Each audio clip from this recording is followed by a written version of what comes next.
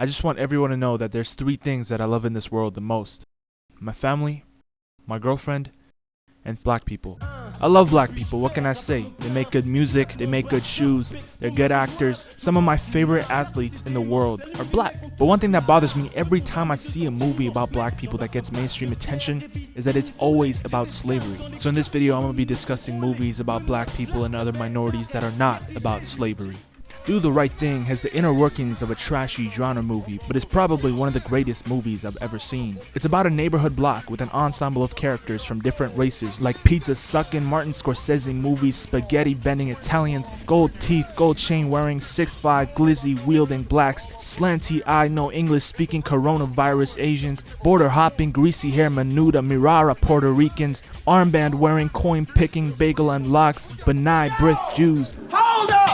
Time out! Time out! It's a culturally significant piece of cinema that talks about issues surrounding not only black people, but immigrants of all kinds, as well as the ongoing prejudice in between inner city communities, while also showcasing some of the highlights of the inner city culture that makes up society today. Man, your Jordans are fucked up! Damn, man, you might want to throw them shits out. Them shits is blow. I've always seen black people as a staple on youth culture, especially in America. From everybody wearing Jordans, to street clothes, to white kids with straight hair getting perms. It's a topic that I was afraid to discuss because people would think I'm racist. But Spike Lee in one scene said everything I wanted to say when he was talking to his racist Italian friend in the movie. It's different. Magic, Eddie, Prince are not niggas.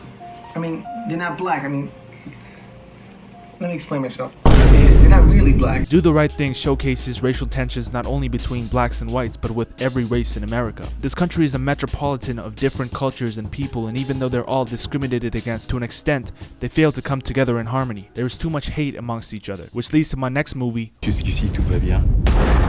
Jusqu'ici tout va bien. Jusqu'ici tout va bien. Mais l'important c'est pas la chute.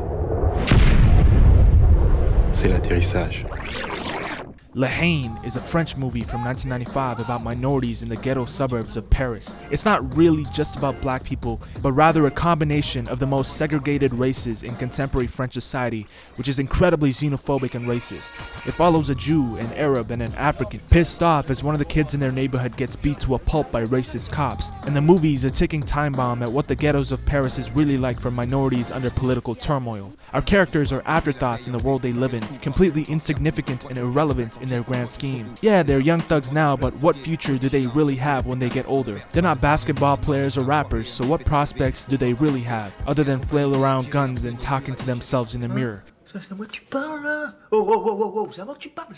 Mec, c'est moi qui parle, son cul. C'est à moi qui parle, putain. C'est à moi que tu parles comme ça, mec.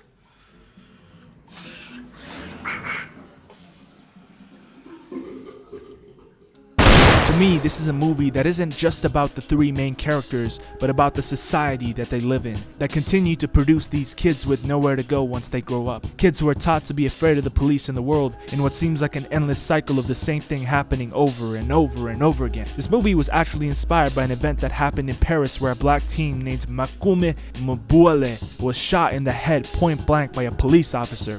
This happened 28 years ago, and it's safe to say that not much has changed in metropolitan cities in Europe and North America.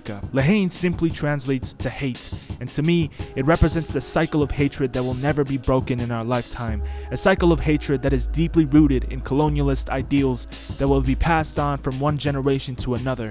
A cycle of hatred that can't be changed by simply protesting and forgetting about it the next week. A cycle of hatred that will not end with the characters in these movies, or with me, or with you. A cycle of hatred that'll continue forever. Mollo, son nez samedi, j'entame le week-end. Déjà 2 heures, il faut que je me lève, putain quelle flemme. Ma mère rentre dans ma chambre encore pour parler dans ma tête. Allez, je me casse avant que ça commence à pêcher.